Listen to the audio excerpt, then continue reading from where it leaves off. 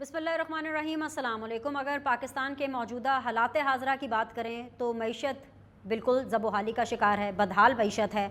और ऐसे में हम देख रहे हैं कि सारा मलबा मिफ्ता इस्माइल साहब पर, जो कि साबिक़ा फ़ाइनेंस मिनिस्टर थे, उन पर डालकर उनको रुखसत कर दिया गया है और अब उनकी जगह जो है वो इसहाक़ डार साहब को लॉन्च करने की तैयारी की जा रही है। शहबाज शरीफ साहब की अगर मैं बात करूँ, उनकी हुकूमत की बात करूँ, जिसके ऊपर पहले ही बहुत ज़्यादा सवालात खड़े हुए हैं, अब उनकी जो बातें हैं वो डार्क वेब पर फॉर सेल है। और अगर मैं इमरान खान साहब की बात करूं तो उन्होंने तो जलसों की यलगार कर दी। एक ही दिन में 3 जलसे back to back Imran Khan साहब ने किए हैं। और इमरान खान साहब जो हैं वो जिस तरीके से अपनी सियासत को आगे लेकर के चल रहे हैं, शहबाज शरीफ की हुकूमत उस सियासत का कैसे मुकाबला करेगी, सियासी तौर पर इमरान खान साहब का कैसे मुकाबला करेगी, क्योंकि इस वक्त वो एक साइबर अटैक का मुकाबला करने में नाकाम नज़र आ रही है। तो इमरान खान साहब की जो सियासत है उसका मुकाबला करना नून लीग के बस की इस टाइम पर बात नहीं लग रही है। मईशत पर अगर मैं वापस आऊँ तो बाकायदा तौर पर लॉन्च किया जा रहा है इसहाक़ डार साहब को, वो इसलिए क्योंकि अवाम का एतमाद मौजूदा हुकूमत और उसकी जो परफॉर्मेंस है उस पर से उठ गया है। और जो अवाम है वो अब फाइनेंस के हवाले से, मईशत के हवाले से कोई भी वादा हुकूमत का बाय करने के लिए तैयार नहीं है। तो ऐसे में अब इसहाक़ डार साहब को एक मसीहा बना करके पेश किया जा रहा है। लेकिन बड़ा सवाल ये है, जिसके ऊपर मैं आज की डिस्कशन का आगाज़ करूँगी, वो ये है कि भाई आखिर इसहाक़ डार साहब आकर के मईशत के हवाले से ऐसा क्या कर लेंगे जो शहबाज शरीफ साहब की क़यादत में मिफ्ता इस्माइल साहब ने नहीं किया। ये हम आज की डिस्कशन में जानने की बिल्कुल कोशिश करेंगे। लेकिन सबसे पहले मैं आपके सामने मेहमान रख देती हूँ। आलिया हमज़ा साहिबा पाकिस्तान तहरीक-ए-इंसाफ से, सेनेटर बहरम तंगी साहब पाकिस्तान पीपल्स पार्टी से, अमार मसूद साहब एस एन इंडिपेंडेंट एनालिस्ट, उन्होंने हमें ज्वाइन किया है। आलिया हमज़ा साहिबा, मैं आपसे आगाज़ करना चाहती हूँ। अस्सलाम वालेकुम, खुश आमदीद, मुबारक हो, क्योंकि हवाओं का रुख बदल गया है। और हम टेलीविज़न एंकर्स को, हम मीडिया पर्सनस को इसलिए हवाओं के रुख का पता चल जाता है कि वो बदल गया है, क्योंकि पहले ऑडियो लीक्स आप लोगों की आ रही थी, अब ऑडियो लीक्स हुकूमत की आ रही हैं। और ये वो ऑडियो लीक्स हैं जिनको अगर आप सुने, अगर आप गौर से समझें, तो लगता ये है कि शहबाज शरीफ साहब से ज़्यादा या हुकूमत से ज़्यादा जो नुकसान है वो मरीम नवाज़ को हो रहा है इन ऑडियो लीक से। तो फिर शुक्रिया मरीम नवाज़ तो बनता है ना आलिया हमज़ा, क्योंकि जो तमाम तर नुकसान मरीम नवाज़ को हो रहा है उसी को कैश करा रहे हैं इमरान खान साहब अपने बैक टू बैक जलसों के अंदर, और आगे भी कराते रहेंगे। तो शुक्रिया मरीम नवाज़ कहेंगी आप? बिस्मिल्लाहिर्रहमानिर्रहीम। Thank you Beenish. मुझे सिर्फ इतना बता दें कि पहली तो बात है कि मैं ये बात करूँगी कि ये ऑडियो लीक्स जो है इस पे मुझे खुश होना चाहिए, आपको खुश होना चाहिए, PMLN को खुश होना चाहिए, किसी भी सियासी पार्टी को खुश होना चाहिए।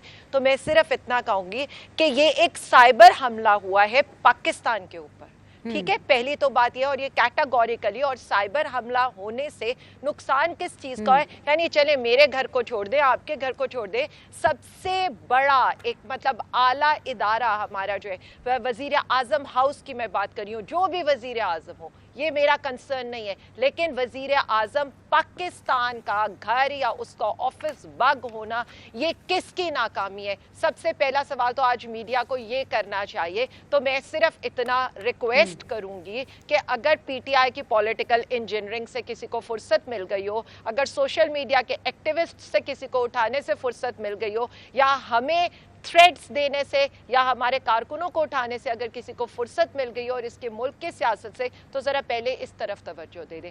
अब आ जाए आप जिनकी बात करती हैं, मैं हमेशा ये बात करती हूँ कि मैं उस औरत को सवाए एक मक्कार और झूठी औरत के मैं कुछ नहीं कंसिडर करती। और इन ऑडियो लीक्स ने नुकसान किस चीज़ का है, नुकसान किस बात का है? नुकसान तो सिंपल इस चीज़ का है कि इनके मकरू चेहरे, यानी इनके जो लूमड़ी वाले चेहरे हैं, कि एक तरफ आप आवाम को आकर कह रही हैं बिल्कुल नहीं, मैं तो तुम लोगों के साथ हूँ, पेट्रोल की प्राइसेस जब बढ़ती हैं तो मियाँ साहब की तबीयत ख़राब हो जाती है, मियाँ साहब कुछ नहीं खाते, मियाँ साहब मीटिंग से उठ जाते हैं, मैं आवाम के साथ हूँ। मिफ्ता को वो जो है वो ट्विटर के ऊपर एक दरबारी की तरह अहकामात जारी कर रही होती हैं, और अंदर अंदर वो क्या कर रही होती हैं? तो फिर इन्हीं की जो हमारी पार्टी के बारे में कि विच्चू विच्चू खाई जाओ, उत्तू उत्तू रोला पाई जाओ, यानी अंदर अंदर से मिल के, तो ये जो नून और शीन है ना, ये ना नून शीन से अलग है और ना शीन नून से अलग है, ये अंदर से रल मिल के खाई जाते हैं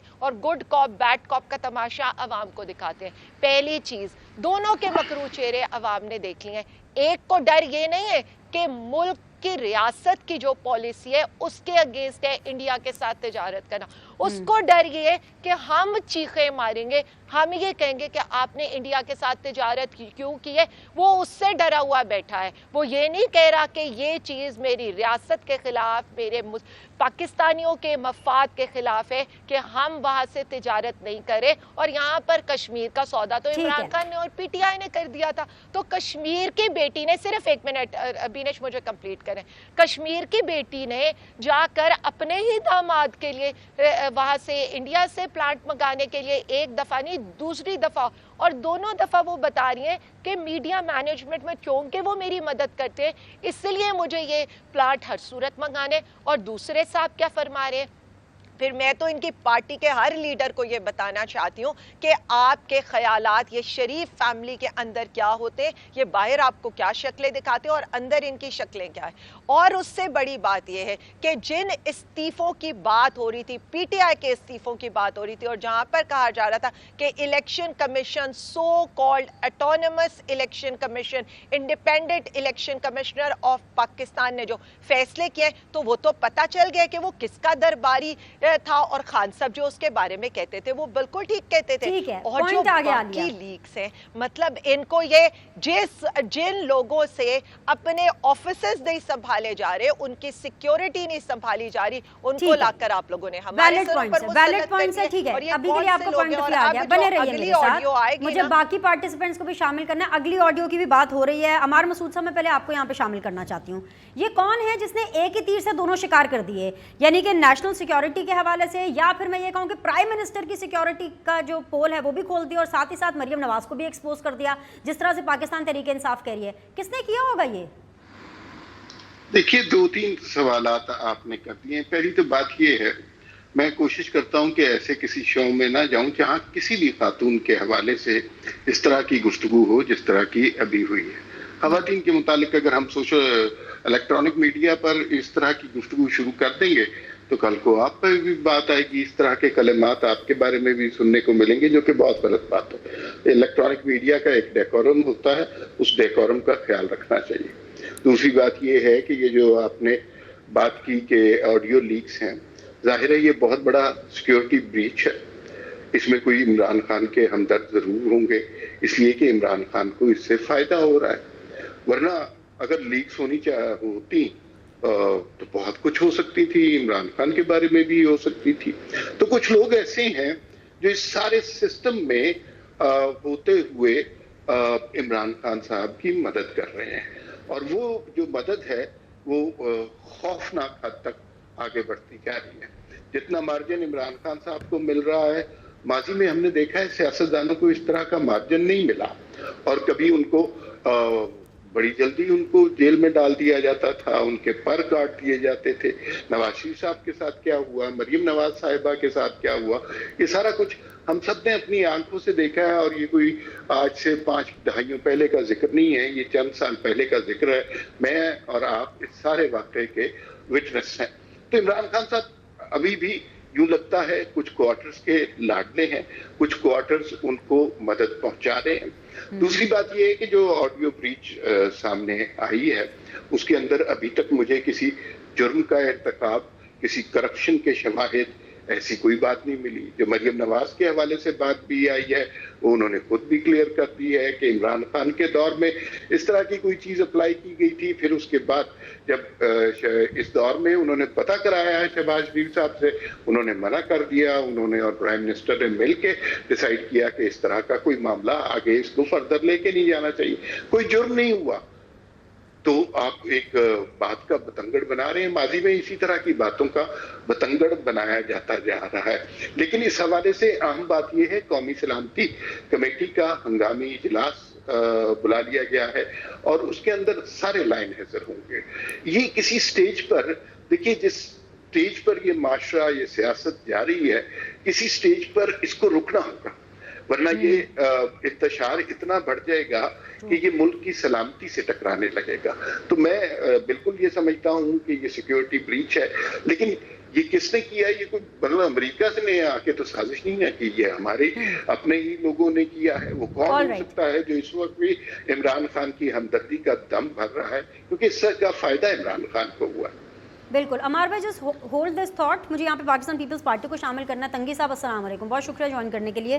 سر آپ کے ساتھ تو میں افسوس ہی کر سکتی ہوں کیونکہ یوم سوگ ہے یہ حکومت کے لیے.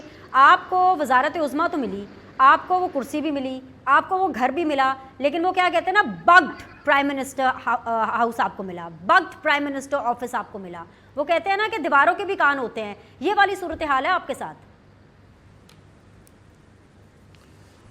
بسم اللہ الرحمن الرحیم. بینش میں آپ کو ایک بات بتا دوں کہ یہ جو آپ کی شو میں خاتون بیٹی ہیں, ہم سب تو بہت احترام کرتے ہیں. ہمارے شہید بیوی نے ہمیں سکھایا ہے کہ پولیٹیکل ایجوکیشنز میں کہ الفاظ کا چناؤ اور پھر عورت ذات کی عزت اور ان کے احترام کرنا, یہ ہمیں سکھایا گیا ہے. میں نے مختلف شوز میں اس خاتون کو دیکھا ہے کہ یہ جب پارٹیسپینٹ بات کرتے ہیں تو یہ کیلکولیشن پہ بزنس کرتی ہیں.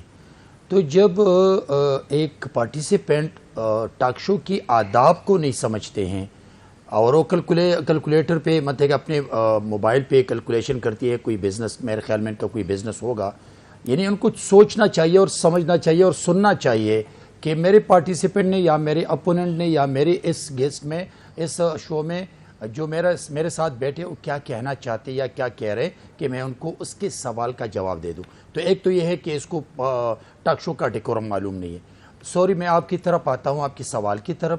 تو بینش میں آپ کو ایک بات بتا دوں کہ اس میں دو رائے نہیں ہے کہ اس وقت مہنگائی بہت زیادہ بڑھ چکی ہے, عوام پریشان ہے, لیکن دو باتیں ہیں کہ ہم نے سلیکٹڈ پرائم منسٹر کو جمہوری طریقے سے پرائم منسٹر ہاؤس سے الگ کیا ہے, اور یہ وہ جماعتیں تھی کہ جن جماعتوں نے اس کو 4 سال بٹھایا تھا, لیکن جب دوسری طرف ان کو ہٹایا گیا تو اسی وقت ان لوگوں نے آئی ایم ایف کے ساتھ جو ایگریمنٹ تھا, ان لوگوں نے جو مختلف ممالک کے ساتھ جو مختلف ایگریمنٹس کیے تھے, اور ڈیپالٹ ہونے کی طرف پاکستان پہنچ چکا تھا تقریباً. تو میں سمجھتا ہوں کہ میں نے پہلے آپ کو کہا کہ اس میں کوئی دو رائے نہیں ہے کہ اس وقت ملک عوام مشکلات سے دوچار ہے, لیکن ساتھ ساتھ آپ دیکھ رہے تقریباً 1 مہینے سے فلڈ کو پورے ملک کو ڈبو دیا, اور جو نیچرل ڈیزاسٹر ہیں ہمیشہ وہ مشکل سے ملک دوچار ہوتے ہیں, عوام بھی دوچار ہوتے ہیں. اور باقی ڈیولپ کنٹریز میں بھی اگر آپ نے نیچرل ڈیزاسٹر آ چکا ہے یا ارتھ کویک کے ذریعے ارتھ کویک آ چکا ہے یا سونامی آ چکا ہے یا اسی طرح سیلاب آ چکا ہے, تو ان لوگوں ان ممالک کو بھی بہت بڑا نقصان پہنچایا تھا ان ڈیزاسٹر نے. ابھی پاکستان تو ایک کمزور ملک تھا اور اکانومی اس مقام پہ پہنچ چکا تھا کہ عمران نے بالکل اکانومی کو ختم کیا تھا, تو فلڈ نے وہ کسر ختم کیا اور بہت زیادہ نقصان ہے. لیکن میں سمجھتا ہوں کہ میں ابھی بھی پر امید ہوں اور میں اپیل بھی کرتا ہوں. ایک پر امید یہ ہوں کہ انشاءاللہ سب کچھ ٹھیک ہو جائے گا, لیکن میں اپیل کرتا ہوں پرائم منسٹر صاحب سے اور اس کی ٹیم سے کہ اگر آپ ایکسکیوز کرتے ہیں, اور ہم وہ لوگ نہیں ہیں کہ ہم اپنی ذمہ داری نہیں جانتے یا اپنی ذمہ داریوں سے بھاگ جاتے ہیں. میں as a senator of Pakistan accept کرتا ہوں اس وقت کہ مشکل ہے, لیکن پرائم منسٹر کو بالکل ایسے سٹیپ لینے چاہیے کہ اگر کوئی ایسی بات ہو کہ عوام پہ بوجھ زیادہ نہ ہو, جیسے آپ پیٹرول کی قیمت بڑھاتے ہیں, تو میں نے سینٹ فلور پہ یہ کہا تھا کہ اگر 10 کروڑ روپے اسحاق ڈار صاحب کے آنے سے اب آپ تو خوش ہیں نا, آپ کو بتایا ہی ہوگا, آپ کو ان لوپ رکھا ہوگا, آپ کو کانفیڈنس میں سمجھتا ہوں میں سمجھتا ہوں کہ اسحاق ڈار ایک کنسٹرکٹیو رول پلے کر سکتا ہے اس مشکل میں. آل رائٹ, ایک بریک لیتے ہیں اسی نوٹ کے اوپر, کیونکہ Pakistan Peoples Party is very much okay with the new entrant of Ishaq Dar صاحب ایز دا فائنانس منسٹر. ایک چھوٹا سا بریک لیتے ہیں, بریک کے بعد واپس آئیں گے, ڈسکشن کو جاری رکھیں گے.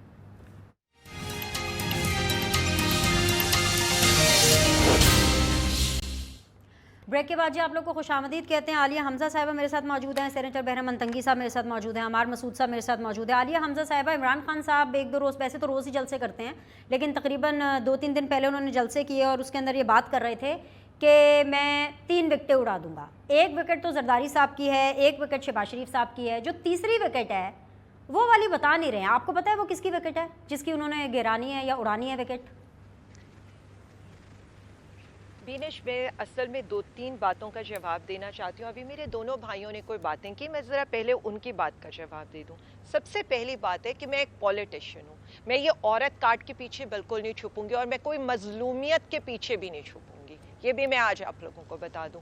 असल में मसला ये है कि वैसे इस पूरे मुल्क के यहाँ पर अंदर जो है ना, यहाँ पर आपको कोई मजलूम नहीं सिर्फ समझ एक रहा। सेकंड, नहीं मैं सिर्फ वैसे आपको बता रही हूँ, यहाँ पर आपको कोई मजलूम नहीं नहीं एक समझ रहा। सेकंड, हाँ जी, लेकिन मैं ना अब थोड़ा सा अनइंटरप्टेड टाइम चाहूंगी रिक्वेस्ट करके आपसे। लेकिन मेरे ख्याल में ना इस मुल्क में जो है ना वो वाहिद औरत जिसकी इज्जत भी है, तौकीर भी है, जिसके बारे में बात करना भी गुनाह है, जिसके बारे में सबको सब कुछ बुरा लगता है, वो एक जमानती मुजरिमा है। और ये मैं तो नहीं कह रही, ये तो अदालत की तरफ से है। यानी यहाँ पर आकर उसकी एक्सप्लेनेशन ये दी जा रही है जो अपने दामादे आला के लिए एक प्लांट जो हुकूमत की पॉलिसी के अगेंस्ट है, उसको अगर मंगवाना चाहती है और उसके बारे में बात होती है, तो यहाँ पर राना सनाउल्लाह की ज़बान में ये कहा जाता है ये तो गुड गवर्नेंस का प्रूफ है, ये तो फ्री एंड जो बिल्कुल हर चीज आगे बढ़े इसको। कौन सी शफाफियत है? एक सेकंड आगे नहीं मैं बढ़ सकती, एक सेकंड नहीं एक मिनट बीनिश प्लीज एक सेकंड। यहाँ पर मसला ये है कि नहीं विकेट में आपको एक लाइन का जवाब है, मुझे उसका बता लेने दे। तरबियत क्या होती है? और ये तरबियत का ये लोग किसको आकर यहाँ पर भाषण सुनाते हैं? यानी सिर्फ हमारे यहाँ पर 25 मई को हम पर आप शेलिंग करें, हम किसी की बेटियां नहीं है। हमारी चादर और चार दीवारी का तकद्दुस पामाल करें, हम किसी की बेटियां नहीं है। डॉक्टर यास्मीन की गाड़ी को डंडे मारे, वो किसी की माँ बहन नहीं है। ये यहाँ पर वलीद इकबाल साहब और अलामा इकबाल साहब की बहू के अंदर के उधर गाड़ी टकरा कर आप लोग अंदर दाखिल हो जाएं, वो किसी की बहू बेटी नहीं है। यहाँ पर एक 12 साल बच्ची के साथ ये जो शहर बानों के साथ 4 दिन के साथ क्या सलूक हो रहा है, वो किसी की बेटी नहीं है। शीरे मजारी को आप जो मर्जी कहें, वो किसी की माँ बहन नहीं है। कौन सी पार्टी की हमारी औरत इन्होंने, कौन सी MNA MP इन लोगों ने छोड़ी है? अभी ये जो बैरमन तंगी साहब मुझे गैरत सिखा रहे हैं और अमार मसूद इनसे सिर्फ इतना पूछे, फर्रा खान का नाम फर्रा गोगी करके कौन ट्वीट करता है? खातूने अव्वल बेगम साहिबा के बारे में जो जैसे अलकाबात यहाँ पर दिए जाते हैं जलसों में खड़े होकर प्रेस कॉन्फ्रेंस के अंदर, वो किसी की माँ बहन बेटियां नहीं है। या हम कहीं से पीछे से हमारे कोई खानदान नहीं है, या हम कहीं से सिर्फ क्या शरीफ खानदान की औरतें ही इस मुल्क की औरतें हैं? तो मैं आज आपको बता दूं, मेरी तरबियत भी है, मेरी गैरत भी है और मुझे ये इजाजत भी नहीं देती है। और मैं जब टॉक शो के अंदर बैठती हूँ तो मैं सिर्फ इतना बता दूं कि वो औरत जो मेरिट पर नहीं आई हुई, जिसको अपने बाप की सिफारिश के ऊपर एक मेडिकल यूनिवर्सिटी में दाखिला लेना पड़ा, जिसको अपने बाप की सिफारिश के ऊपर एक कॉलेज के अंदर दाखिला लेना पड़ा, मैं वो हूँ जो 4 साल इंजीनियरिंग के अंदर गोल्ड मेडलिस्ट लेकर आई हूँ और अपनी कैपेबिलिटीज पर बात करती हूँ। इसलिए मेरे बारे में कोई भी बात करने से पहले ये जरूर सोचिएगा, या पाकिस्तान की किसी की औरत के बारे में, कि उसकी उतनी इज्जत और तौकीर है जितनी उस औरत के, जिसे मैं बिल्कुल कोई वर्थ नहीं देती। She is a worthless women. जिस तरह की मक्कारी की वो बात करती है आज 5 सिर्फ एक सेकंड, वो एक मिनट भाई, वो मौलाना फजलुर रहमान है, उनकी विकेट हमने गिरानी है, लेकिन मुझे बात करने दें। खान साहब के आज के जलसे के ऊपर इतनी तकलीफ पहुंची कि लाहौर यूनिवर्सिटी आप गई, इस्लामिक यूनिवर्सिटी आप गई, इकोनॉमिक कॉलेज आप गई, वहां की ट्वीट्स आप करती रही, कजन आपके जाके बच्चों को करप्शन के मानी सुनाते रहे, और आज आप ट्विटर के ऊपर बैठकर और उसके बाद वो जो गवर्नर पंजाब है वो फौरी तौर पर अमल करे। वैसे आलिया आपने बहुत ज्यादा रिसर्च की हुई है मरियम नवाज पे चलेगा, और आप पूरा शो मरियम नवाज पे करिए, मेरा मुल्क चलेगा नहीं होगा, मरियम नहीं होगा, मेरा मुल्क मरियम नवाज से बात निकले, मेरे आज टॉपिक है ही नहीं मरियम नवाज का। आलिया, मैं मरियम नवाज की बात नहीं कर रही, जब बात होगी तो जवाब होगा। और तीसरी विकेट फजलुर रहमान की जो 3 स्टूजेस है। ओके, मौलाना फजलुर रहमान साहब की बात है। अमार मसूद साहब, आपके 2 लोगों ने बात उन्हीं पर की है तो मैंने जवाब दे दिए। अमार मसूद साहब, पता नहीं वो बैरमन तंगी साहब तो कर ही महंगाई पे रहे थे बात, उन्होंने तो ना बगिंग पे बात की, ना ऑडियो लीक पे बात की। अमार मसूद साहब आप हैं मेरे साथ? आवाज आ रही है आपको? सुना दूंगी अगले उसमें। ऑल राइट, अमार साहब हैं मेरे साथ? I think so we lost the contact. Okay, senator बैरमन तंगी साहब, अब प्लीज जरा तंगी साहब अब आपने सवाल के ऊपर फोकस करना है। 3 विकेटें गिरानी है, उनमें से 1 विकेट जरदारी साहब की है। आपकी तैयारी क्या है? प्राइम मिनिस्टर हाउस तो आप संभाल नहीं पा रहे, प्राइम मिनिस्टर ऑफिस आपसे संभल नहीं रहा, زرداری صاحب کو کیسے سنبھالیں گے, ان کی وکٹ کیسے گرنے سے بچائیں گے؟ دیکھیے بینش, میں آپ کو ایک بات بتا دوں, آپ نے کہا کہ فوکس کرے اپنے سوال پہ. آصف علی زرداری صاحب ایک سیاستدان ہیں, وہ نہ روتے ہیں, نہ وہ بھاگتے ہیں, نہ وہ چھپتے ہیں, نہ وہ معافیا مانگتے ہیں. زرداری صاحب کی زبان بھی کاٹ کر اس نے 12 سال جیل میں گزار کے پاکستان کی عدالتوں نے 20 سال بعد باعزت بری کیا ہے. لیکن میں آپ کو ایک منٹ کے لیے پیچھے لے جانا چاہتا ہوں کہ غلام اسحاق خان نے ان پہ چارجز لگا کے اس مرحوم نے پھر زرداری صاحب سے معافیا مانگی. سینیٹر سیف الرحمان نے اس پہ کیسز بنا کے اٹک قلعہ میں ان کے پاؤں میں بیٹھ کے رونے کے پر تک اس سے معافیا مانگی. اسی طرح میاں شہباز نواز شریف صاحب نے ان پہ کیسز بنا دی, اس سے بھی معافی مانگی. اور پھر پاکستان کے اعلیٰ عدالتوں نے ان کو باعزت بری کیا گیا ہے. تو میری لیڈر کی وکٹ گرانا میرے خیال میں عمران جیسے سیلیکٹڈ نالائق نااہل آدمی کے کام نہیں ہیں. زرداری صاحب کے وکٹ گرانے کے لیے زبان کاٹنا پڑتا ہے اور بھٹو صاحب بننے کے لیے پھانسی کا پندہ چومنا پڑتا ہے. اگر اس خاتون نے کہا کہ مریم نواز چور ہے تو کیا الیکشن کمیشن نے عمران کو چور ڈاکو لٹیرا ڈکلیئر نہیں کیا ہے؟ کیا فارن فنڈنگ کیس میں الیکشن کمیشن نے اس کو چور ڈاکو ڈکلیئر نہیں کیا ہے؟ کیا پوری دنیا کو پتہ نہیں کہ وہ چور ڈاکو لٹیرا ہے؟ دیکھیے اگر یہ وکٹ گراتے ہیں نا تو خواب میں بے شک وکٹ گرائیں گے. اور یہ اس نے اگر کہا کہ خاتون اول, تو جب اس نے سیاست میں پاکستان کی لیڈرشپ پہ غداری کا لیبل لگانے کے لیے اپنے سوشل میڈیا ایکٹیوسٹ کو کہا تو اٹ مینز کہ she is not only the housewife, she is the politician. اس نے پاکستان کی لیڈرشپ پہ غداری کے سرٹیفکیٹ تقسیم کرنے کے لیے ڈائریکٹیوز دے رہی تھی. تو میں اس پہ بات کروں گا. اور جہاں تک گوگی کی بات ہے تو پاکستان تحریک انصاف کے ایم این ایس اور پاکستان تحریک انصاف کے چیئرمین عمران کے ساتھیوں نے اس کو کہا تھا کہ حکومت چلانے والی یا تو بشرا مانیکا تھی یا پرا گوگی تھی. میں نے نہیں کہا, ان کے لوگوں نے کہا تھا, جن لوگوں نے اس کی حکومت بنائی تھی, جن لوگوں نے اس کی پارٹی بنائی تھی, جن لوگوں نے حکومت بنانے کے لیے اپنے جہاز بھر بھر کے بنگالہ میں لے آتی. یہ کہاں رہتی ہیں؟ کیا تاریخ لوگ بھول جاتے ہیں؟ ٹھیک ہے. کیا جب وہاں مینار پاکستان میں جلسہ ہو رہا تھا تو کس نے کیا تھا وہ جلسہ؟ اور جب حکومت بنا رہی تھی تو کس نے PIM کو جہازوں میں بھر بھر کے بنگالہ لے آتے اور پھر دوپٹے پہنائے گئے تھے؟ ان لوگوں نے کہا تھا کہ پراگوگی حکومت چلاتی تھی. ان لوگوں نے کہا تھا کہ بشرا مانیکا یہ حکومت چلانے والی خاتون تھی. یہ ٹھیک ہے, پوائنٹ آ گیا کہ زرداری صاحب کی وکٹ عمران خان صاحب بقول پاکستان پیپلز پارٹی کے وہ نہیں گرا سکتے. عمار مسعود صاحب کیا سمجھتے ہیں؟ ایک چھوٹا سا بریک لیتے ہیں, واپس آتے ہیں, عمار مسعود صاحب سے اپنا رابطہ جو ہے وہ دوبارہ جوڑتے ہیں and we'll resume the show shortly.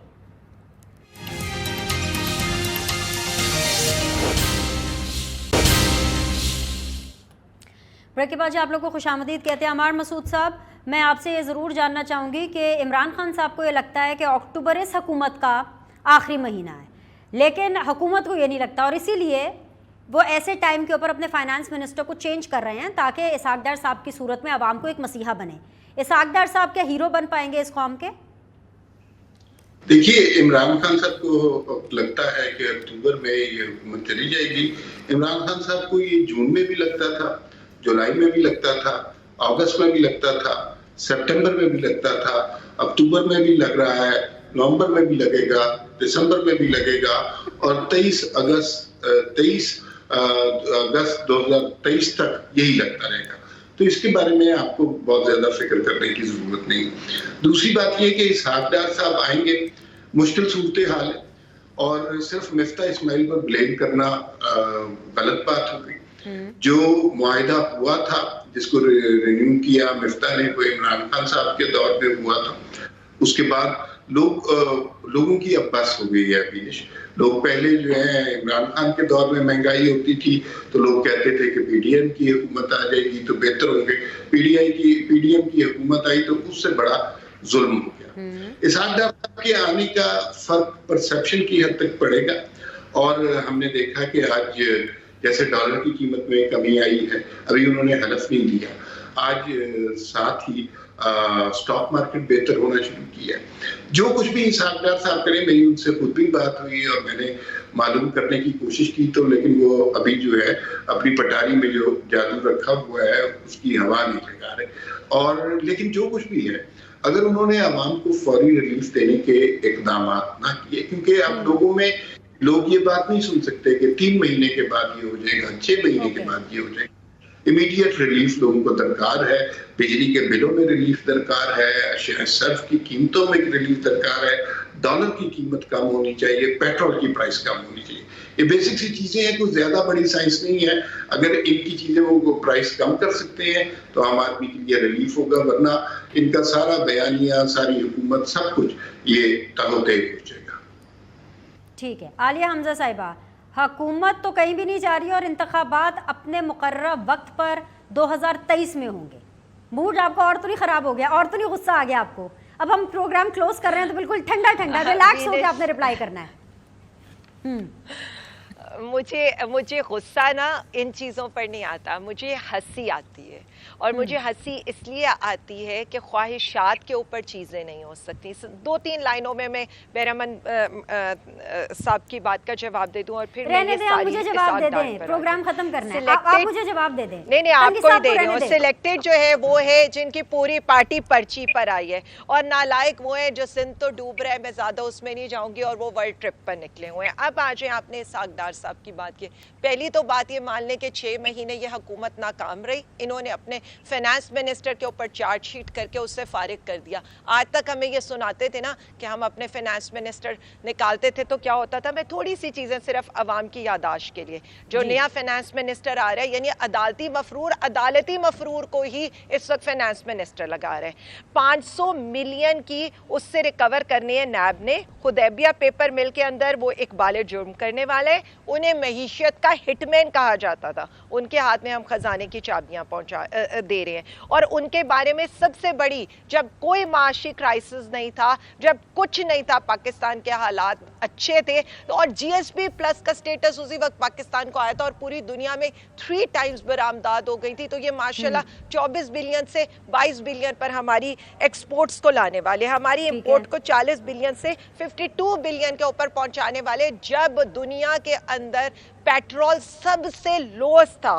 یہ کرنٹ اکاؤنٹ ڈیفیسٹ کو 2 بلین سے 20 بلین ڈالر پر پہنچانے والے. تو میں صرف اتنا بتا دوں کہ ان کو مسیحا سمجھنے والے اور ان سے یہ ایکسپیکٹ کرنے والے, تو ورلڈ بینک ان پر فجنگ کرنے کی, فیکٹ فجنگ کی, پلس یہ بارودی سرنگیں, یعنی یہاں کے پیسے اس کے ایکسپینڈیچرز کسی اور ڈپارٹمنٹ میں ڈال دو, کہیں کے ایکسپینڈیچرز کہیں اور ڈال دو. یہ صرف یہی کر سکتے ہیں. یہ ایک وہی بات ہے کہ آپ ایک منشی کو وزیر خزانہ بنا کر اس ملک کی معیشت چلانا چاہتے ہیں. تو میں آپ کو بتا دوں, جو ظلم آپ نے مفتاح والا کیا تھا, اب مزید اس عوام کے اوپر ظلم نہ کریں. مہنگائی پہلے ہی 57% چند دن جو ہیں وہ ہمیں اس کے بارے میں بتا دیں گے. اپنے مہمانوں کا آج کے لیے شکریہ ادا کرتے ہیں. آپ لوگوں سے کل ملاقات کریں گے. فیڈ بیک کا انتظار رہے گا. اللہ حافظ.